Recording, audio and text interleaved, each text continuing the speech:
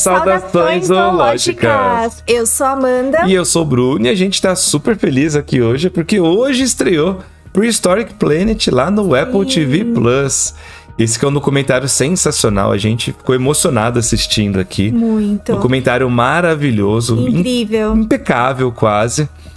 Um documentário que demorou muito tempo, foram 10 anos de produção, então tem algumas coisas que ele vai mostrar que já nascem desatualizadas, porque a paleontologia avança muito rápido. Mas mesmo assim, eu acredito que é o melhor documentário já feito sobre dinossauros na história. O Caminhando com Dinossauros, que a gente lançou uma análise recentemente aqui, tem um lugar muito especial no meu coração por conta da idade que eu tinha quando eu assisti. Mas esse é certamente o melhor documentário sobre dinossauros da história. Bom, pra quem não sabe, o Bruno é paleontólogo, né? Nós dois somos biólogos, ele paleontólogo. Então, por isso que tem essa importância especial pra ele. Mas esse episódio tem uma importância especial pra mim também, porque ele se passa num ambiente marinho, né? Ambiente costeiro marinho. Então, só pra recapitular aqui, o Prehistoric Planet vai ser dividido em ecossistemas. Então, cada dia da semana vai estrear um episódio sobre um ecossistema específico. E o primeiro episódio que estreou hoje é sobre o mar, sobre os bichos que estão associados ao ambiente marinho. Então, bora lá ver quem que aparece primeiro aí. Primeiro, onde que se passa, né, esse documentário? Né? Se passa no mar, mas qual mar? Exatamente. Em 3 mares diferentes, 3 tipos de ambientes costeiros. Ele se passa as primeiras partes lá no mar interior ocidental, em inglês Western Terrier Seaway, que foi um grande mar interno que atravessou toda a América do Norte. A gente encontra muitos fósseis de mosassauros por lá. Inclusive, parte do meu doutorado foi lá em Dallas, no Texas, com material dessa região aqui também, dos primeiros mosassauros do mundo.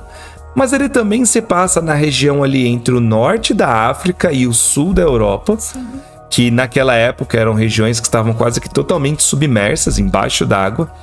E isso mostra um grande recife de coral, onde hoje a Europa, né, já foi um enorme recife de coral. Tem o mar de Tétis ali, o famoso mar de Tétis nessa região. E a outra parte, que é onde ele se passa, é no continente da Zelândia, né? Onde hoje é a Nova Zelândia, que naquela época ainda estava parcialmente submerso. Então, nesses 3 pontos do mundo.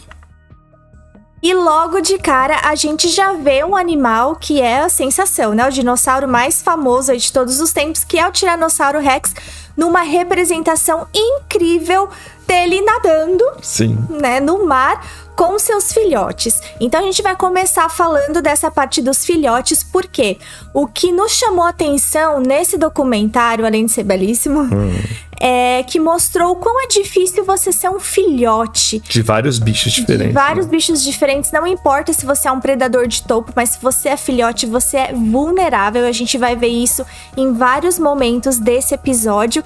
Aqui, especificamente, a gente tem um macho de Tiranossauro Rex que está fazendo uma travessia ali, né, de uma praia até aparentemente uma praia de uma outra ilha, e está com alguns filhotes. E aí, cuidado parental, né? Uma coisa que dinossauro tem ou não tem, né? Se a gente for comparar com as aves, que são os dinossauros atuais, sim, o cuidado parental é muito presente. Inclusive, ele é feito tanto pelo macho como pela fêmea. E em dinossauros não avianos existem alguns registros, algumas evidências de cuidado parental, né? Nos fósseis. De bicho perto de ninho. Então, evidências de que os adultos passavam muito tempo com os filhotes, o que indica esse cuidado parental. Então, a gente sabe que esses bichos eram bons pais e mães. Exatamente. Agora, se nos dinossauros não avianos o cuidado ele era dividido, igual, né, nos dinossauros avianos, machos e fêmeas, a gente não sabe. De qualquer maneira, a gente achou muito interessante mostrar aí um macho, um pai de Tiranossauro Rex, cuidando dos bebezinhos numa travessia muito perigosa, né? Muito perigosa, porque acaba acontecendo um problema, né? Um dos filhotes, dando spoiler aqui, ele acaba sendo capturado por um mosassauro e fez todo sentido. É uma cena que faz todo sentido. Com certeza. E outra coisa que faz muito sentido é se o T-Rex poderia mesmo nadar. E aqui a gente tem uma grande surpresa que a gente não sabia. No final de cada episódio, eles lançam um pequeno documentário extra de aproximadamente 5 minutos explicando a ciência por trás de algum dos conceitos explorados naquele episódio. Então, nesse episódio aqui, você tem 5 minutos de discussão extra com os paleontólogos sobre será que o Tiranossauro Rex podia nadar mesmo ou não? E aqui eles mostram todas as evidências que levam a crer que esses bichos não só podiam nadar, como eles eram bons nadadores. Então eles comparam, por exemplo, com animais atuais, como por exemplo os elefantes, que são grandes e pesados e conseguem nadar, e também com grandes dinossauros atuais que conseguem nadar, como por exemplo os avestruzes, as emas. Eles conseguem nadar Casuar muito também. bem, o casuar também consegue. E ao mesmo tempo ele também mostra alguns iquinofósseis, que são registros de pegadas, registros indiretos da existência dos animais. E você tem essas pegadas, entre aspas, que na verdade são marcas de natação no fundo de lagos. Então aqui a gente separou essa imagem, aqui nesse canto esquerdo, mostrando alguns desses fundos de lagos com marcas de garras de terópodes, marcas da natação desses animais. Mostrando que esses animais podiam nadar, nadavam e deixavam suas marcas. E além disso, eles exploram o fato dos dinossauros terem os ossos ocos, com sacos aéreos no meio dos ossos ali, justamente isso diminuiria muito a densidade. Somado às pernas fortes desses animais, eles conseguiriam nadar muito bem. Bom, e aí, como eu tava falando do cuidado parental, então mostra lá esse cuidado do pai T-Rex com os filhotes, mas até certo ponto, né? Na hora da fome, né? Pois é, então depois da travessia, eles cruzam de uma praia para outra, chegando na outra praia, eles encontram algumas tartarugas, como essa que dá pra gente ver aí.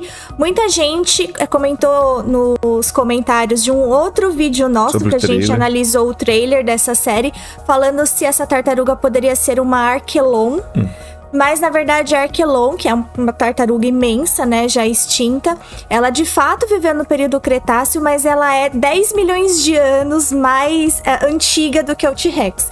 Então, esse bicho aí não é um Archelon, mas é uma tartaruga da família Dermochelidae, que inclui as tartarugas de couro, que já existiam nessa época. E aí, mostra o Tiranossauro Rex pai virando a tartaruga, né, de barriga pra cima, que é um comportamento muito interessante, né, porque aí o bicho não tem como fugir mesmo. E quando ele está morto, fica mais fácil, né, de você arrancar a carne do bicho, porque em cima tem o casco, ainda que seja um casco meio mole. Dá mais com a mordida forte do tiranossauro. Mas é mais fácil virar. E existem fósseis de bicho com casco que são encontrados virado de barriga pra cima, então isso faz muito sentido. Inclusive tatu gigante aqui no Brasil, de ponta cabeça preservado. Então faz sentido esse comportamento do T-Rex de virar o bicho, né, pra poder se alimentar ali da região do ventre do bicho, que é mais fácil. Mas aí nessa hora ele afasta os seus filhotes, afugenta os filhotes, porque ele não quer dividir a sua refeição com os filhotes, né? Olha só, que egoísta. Os filhotes que lutem para conseguir achar um alimento. E aí esses filhotes, eles vão perturbar essa outra tartaruga aí, mas eles vão também caçar os filhotinhos dessa tartaruga que eclodiram ali do ovo e estavam indo em direção ao mar, mostrando mais uma vez como não é fácil ser filhote, né? Vai ter que aprender a caçar sozinho. E uma coisa importante também que chama atenção é que os filhotes de T-Rex foram representados com penugens, o que faz todo sentido também. A gente tem evidências de penas em várias linhagens diferentes de dinossauros, inclusive na dos tiranossaurídeos. Os adultos talvez perdessem essas penas, porque isso ia sobreaquecer quando eles eram muito grandes, mas talvez os filhotes tivessem realmente parte dessa cobertura. Então é bem legal. E aí, claro, cai no bicho que minha paixão aqui, minha tese de doutorado foi sobre os mosasauros. E o mosasauro rouba a cena nesse documentário, né? É incrível. E mostra primeiro esses mosassauros, tanto nos Estados Unidos quanto na Europa, como o Mosasaurus hoffmanni, que ele é exatamente a primeira espécie de mosassauro descrita. Inclusive o nome mosasaurus é mais antigo do que o nome dinossauro. E ele também é o maior mosassauro conhecido dentre todos, com algumas estimativas dando comprimentos superiores a 17 metros. para esse bicho. Então era um animal incrível, é um lagarto, o maior lagarto de todos os tempos. Essa aqui é uma foto do holótipo, que é o primeiro material descrito para esse animal, que ele foi conhecido na época como grande animal de Maastricht.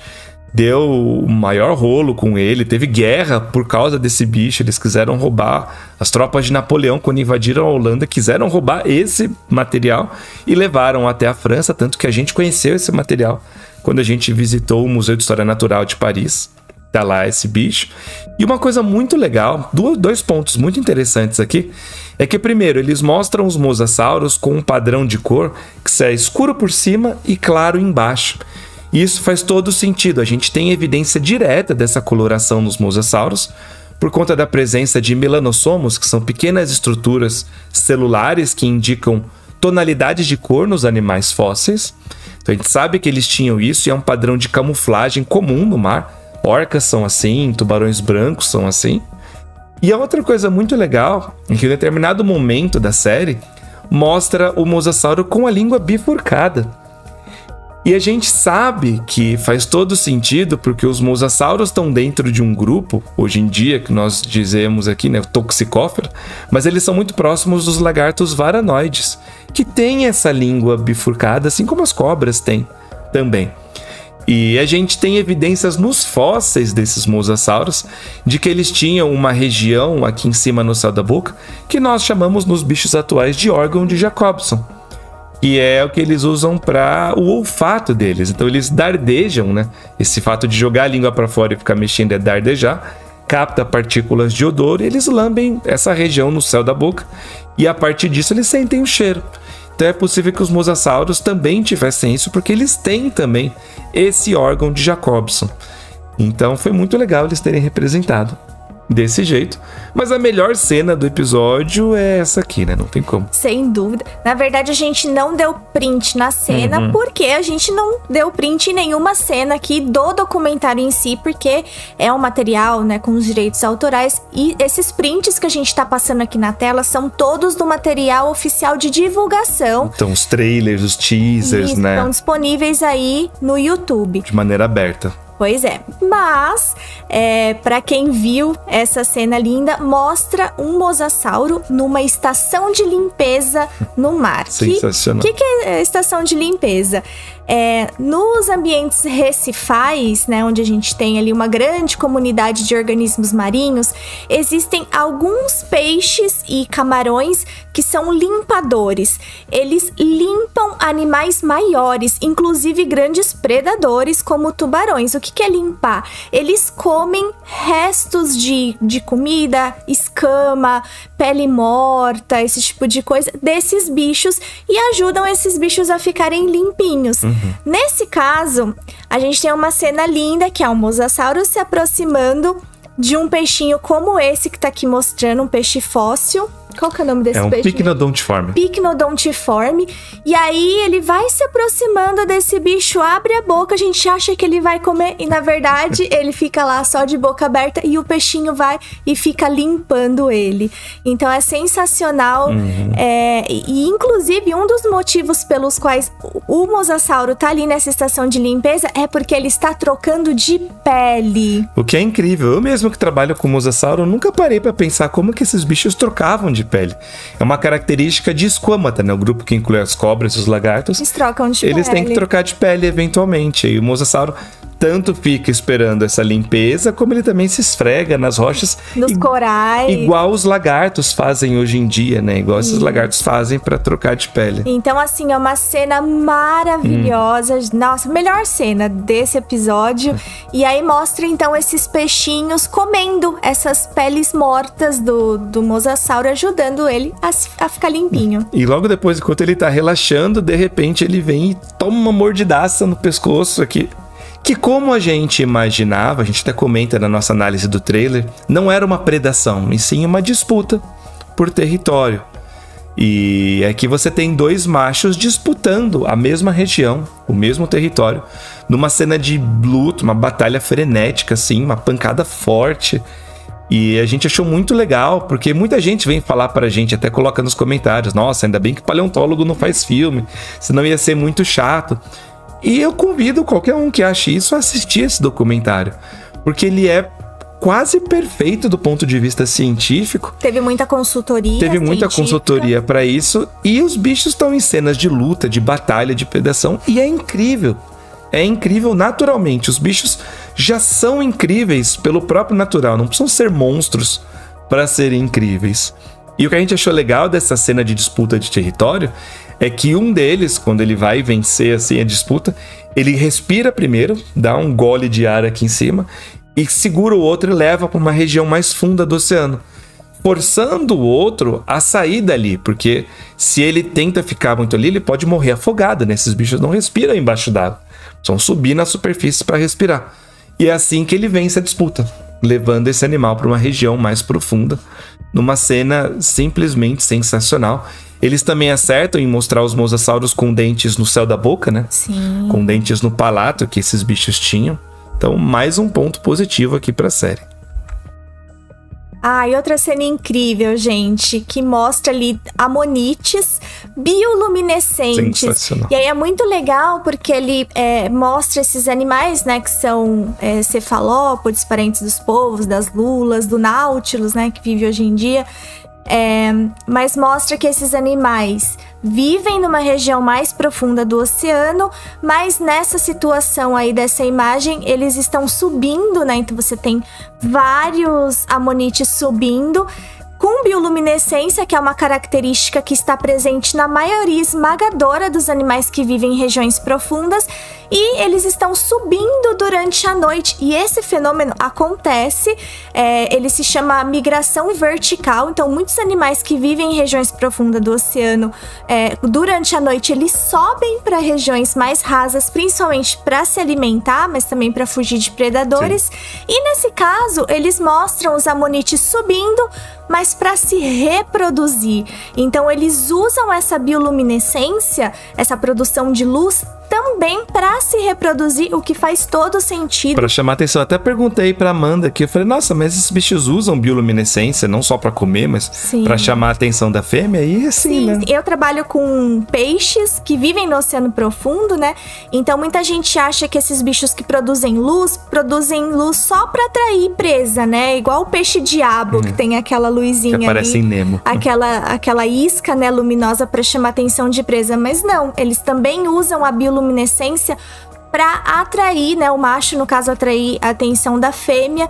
Então tem uma cena muito bonita, né, dessa corte de, né, machos e fêmeas com o intuito da reprodução. E aí logo depois da reprodução mostra eles morrendo na praia, né, literalmente. E a gente sabe que na maioria dos cefalópodes isso acontece.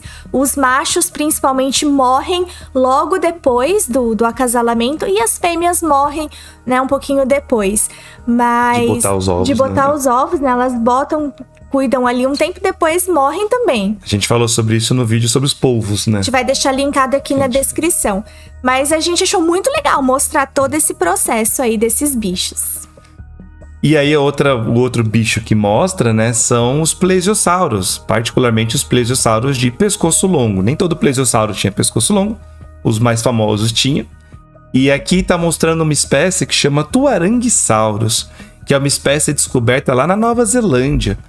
E a gente tinha ficado intrigado com essa cena aqui quando a gente viu, né, até comentando no trailer, de tipo, pô, será que esse filhote tá morrendo e tal? E a gente descobriu que na verdade ele tava acabando de nascer. E foi muito legal ter representado esse animal, porque hoje nós sabemos que a maioria esmagadora dos répteis marinhos do Mesozoico, eles eram vivíparos, então eles davam à luz aos seus filhotes vivos. Então, na água, dentro da água, sem ter que ir pra praia botar seus ovos igual as tartarugas marinhas fazem, por exemplo. Então é muito legal, mostra esse nascimento, a fêmea toda vulnerável lá, inclusive atraindo a atenção de predadores, mas ela consegue dar à luz e depois ajudar a levar seu filhote até a superfície para ele respirar. Então é uma cena muito legal. Demais. Essa parte aqui também. E ainda falando nesses bichos, antes, né, dessa cena aí do nascimento, você mostra ali o cuidado parental mais uma vez, né, de uma mãe com um filhote. E aí a gente tem que prestar atenção numa questão interessante, que é talvez nesses bichos não faça tanto sentido ter cuidado parental, porque esses bichos fazem parte de um grande grupo chamado Pantestudines, que inclui também as tartarugas. E a gente sabe que tartarugas, né, os quelônios de uma maneira geral, não possuem cuidado parental, né? Eles deixam ali os ovos, né, enterram na praia, na areia. Os filhotes que lutem ali, né, depois de eclodido o ovo pra, enfim, encontrar seu caminho. Então, eles não têm cuidado parental. Então, né, pode ser que os plesiosauros também não tivessem cuidado parental. Mas isso é uma coisa que não tem como a gente saber. A gente ainda não tem evidência de cuidado parental nesses bichos. Exatamente. E aí, uma outra coisa que mostra também nessa cena, que a gente também não tem evidência nenhuma se é assim ou não, Mas é muito corte. É muito legal. É a corte, né? Então, é o macho cortejando a fêmea, exibindo o longo pescoço. Então, tem uma cena, né, que os machos, eles ficam levantando o pescoço pra fora da água, assim, mostrando pra fêmea. E a gente não tem evidência nenhuma, né? Não tem como saber. Mas foi bem criativo essa parte. E é interessante que mostra que tem um predador ali rondando e é um outro tipo de mosasauro. Sim. É um mosasauro chamado Caicai-Filu, que é um bicho que é encontrado, os fósseis dele lá na Antártica. A gente falou disso, sobre os dinossauros. Nosso vídeo sobre os dinossauros, os animais pré-históricos da Antártica, vai estar aqui na descrição também. E o Caicai-Filu, ele era de uma outra linhagem de mosasauros, que eram os tilossauríneos. E eram bichos que caçavam de uma maneira provavelmente diferente. Eles tinham uma projeção na ponta do focinho que não tinha dentes. Então eram bichos que provavelmente avançavam com tudo em direção às suas presas e batiam nelas com essa ponta do focinho, que era justamente para atordoar elas. E aí depois disso eles iam lá e comiam a presa. Então até fiquei pensando, pô, será que vai mostrar isso? Uma pena que não mostrou. Mas é legal que mostra um mosasauro com um padrão de cor diferente. Tem umas manchas na cauda e tal. Muito bonito. Uma maneira bem bonita ali. E ainda nessa cena dos plesiosauros, a gente vê um outro comportamento muito interessante, que é eles engolindo pedras. Incrível, né? mesmo. Muito legal. Eles vão ali para uma região bem mais costeira ali e tem alguns sedimentos ali, alguns seixos de vários tamanhos, e eles começam a engolir todos esses sedimentos, né, esses seixos. Por que eles engolem, então, essas pedras? Pois é, então, tem dois motivos pelo qual eles engolem essas pedras, né? Você sabe que dinossauros fazem isso até hoje, né? Galinha faz isso, por exemplo, para ajudar na digestão e também, no caso desses répteis marinhos, para ajudar na flutuabilidade. Pro bicho ser como se fosse um cinto de lastro dele, natural. Crocodilo faz isso. Crocodilo faz isso também, né? Então eles poderiam comer esses pequenos blocos, assim, essas pedras.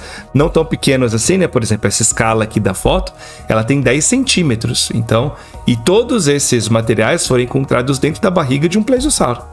Então, olha o tamanho das pedras que esses animais engoliam. E aí eles usavam elas, então, como esse peso natural para ajudar a controlar a flutuabilidade deles e também para ajudar na digestão. A gente achou bem legal eles mostrarem esse hábito também. E mais uma vez mostrando como não é fácil ser filhote. Nessa cena linda a gente vê pterossauros filhotes praticamente recém-nascidos, né? Uma espécie com um nome muito curioso, né? Pois é, e mostra eles tentando voar ali pela primeira vez. E o nome desse bicho aqui é Alcione. Olha só que nome interessante, né? Não é em homenagem à nossa cantora brasileira, uma pena, Alcione. Mas esse nome, ele homenageia uma personagem da mitologia grega, Alcione, que era uma mulher que foi transformada em uma ave marinha. Então, cientistas quiseram homenagear essa personalidade, a Alcione. E aí, nessa cena, mostra, né, esses pterossauros já nascendo, né, eclodindo ali do ovo, sem cuidado parental nenhum, então os pais não estão por perto. Inclusive, mostra o ninho ali, meio como se tivesse sido enterrado, né? Mostra ele saindo ali, meio que se desenterrando. E a gente tem evidência disso, de que os ovos de pterossauros eram enterrados. Essas fotos aqui, inclusive, né, são alguns desses registros. E então, assim, até hoje a gente não tem evidência, assim, concreta de cuidado parental em pterossauro, diferente de dinossauro. Dinossauro a gente sabe que tem, pterossauro a gente ainda não tem essa evidência. Então mostra eles ali, tadinhos, por conta mesmo, né? Nascendo ali, eclodindo sozinho e escalando ali a montanha e tentando dar os primeiros voos. Se vira.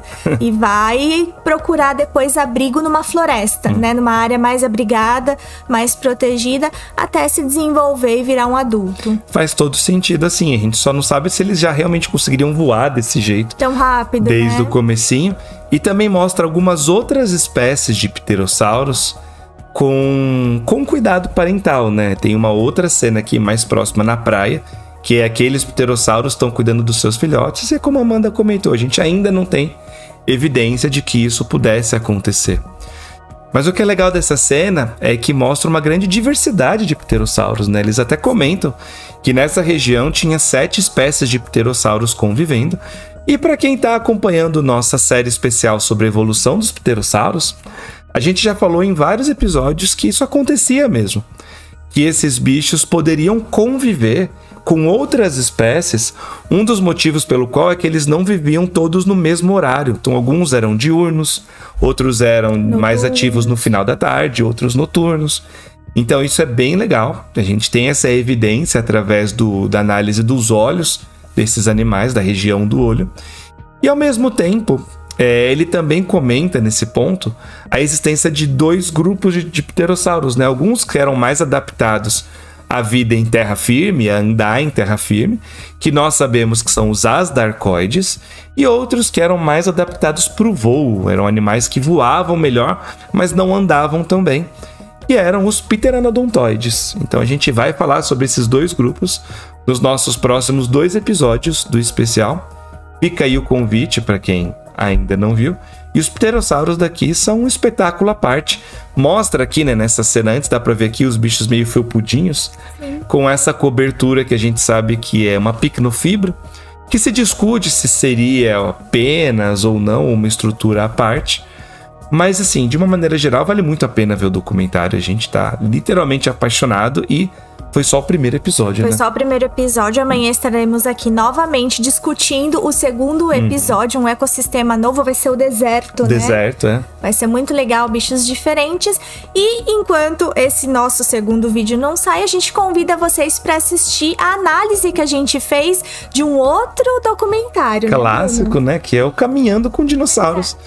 De 1999. Para saber o que a gente acha sobre esse documentário, é só clicar no vídeo que está aparecendo aí na tela. E nos vemos no próximo vídeo.